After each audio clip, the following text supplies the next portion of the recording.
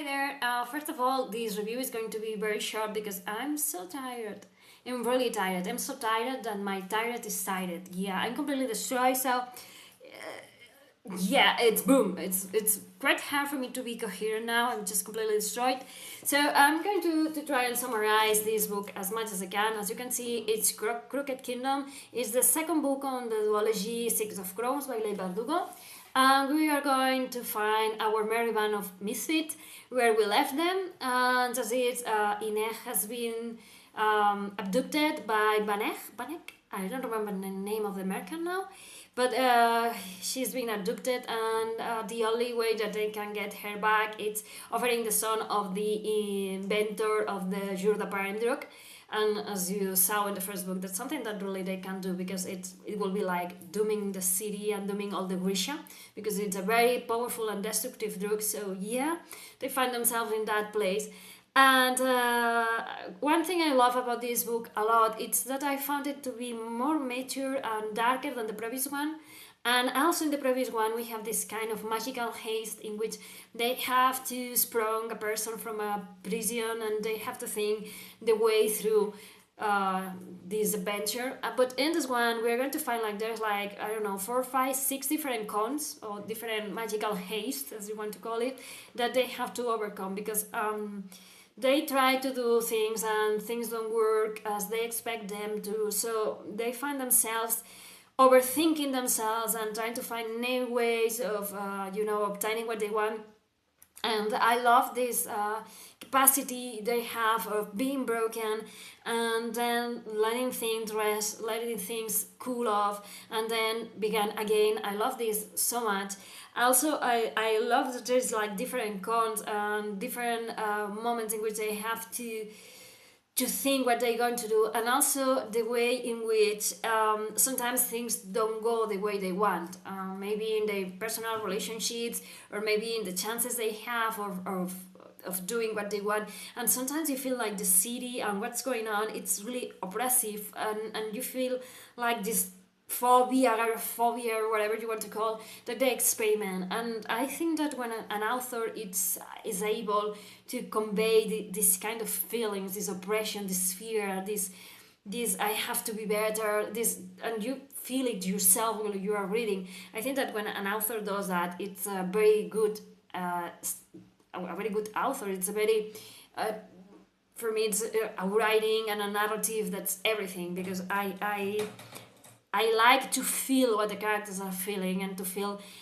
these moments of oppression, these moments of what the hell is going on, what the fuck is we're gonna do, and to feel yourself so lost because you cannot think of any way that can overcome the odds, and then there's something happens, and you have this moment in which elation comes and you're happy because they're going to do it, and they began thinking, and you see that they back on track and you feel like yay. And for me that's amazing, and I love this idea of this book. I love that everything is not perfect in the first time round, maybe it's not perfect in the second or the third, but the important thing is it doesn't matter how many times you fall. The important part is great, it's just getting up and trying again, and this book is so full of that. I love it. I love also the evolution of all the characters, all the relationships between them. I love how Jasper begins to see that maybe he's not exactly hero material, but that doesn't mean that he cannot try to be better. I love how Wyland is began to have feelings, and feelings for Jasper, and that he's in the first book he was more like okay, a blush and maybe, but in the second book we are going to have chapters narrated by him, and you're going to see that he's beginning to think that he has a place where he is, that he's welcome, that this bunch of people just appreciate him for who he is, for the things he can do, and not for the things that he can't do. As you knew from, if you have read the first book, he has always thought less of himself because he didn't know how to read, and his father has always say that he was worth nothing. And in this book, in the second part, he finds himself being loved despite the fact that he cannot read, because they appreciate the things that he can do, and he can do lots. And I love also the relationship between Nina and Matthias.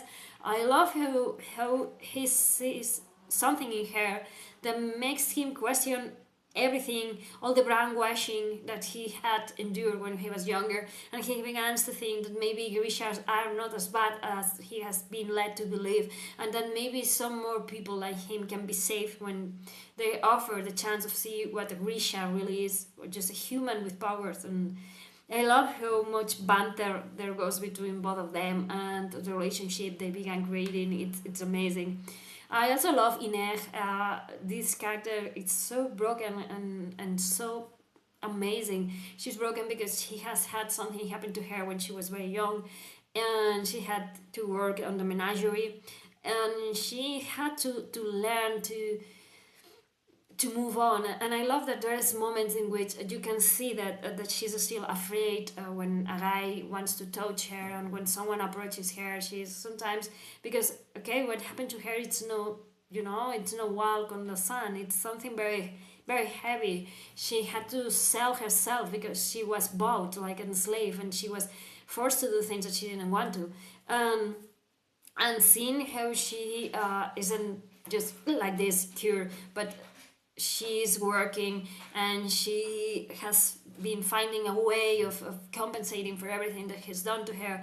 I love how these characters, even Kaz, has had things happen to him, and I love how she and he overcome these things, and they're not magically cured, but they are doing this this effort of just trying to get better bit by bit, step by step. And I love that, because sometimes when you read a book and you have a book that has had a very dark trauma in their past, it's like they magically everything gets forgotten and they are like this new persona. And I love that in this book everyone has to fight for everything, and they have to go through recovery, and sometimes it's not always easy, and sometimes you're here and then you go back and you move back and forth. I love that. I also love that there is characters who have some kind of illness. For example, Kaz has his leg broken, and sometimes it hinders him, and he has traumatic stress, post-traumatic stress disorder that's very clear.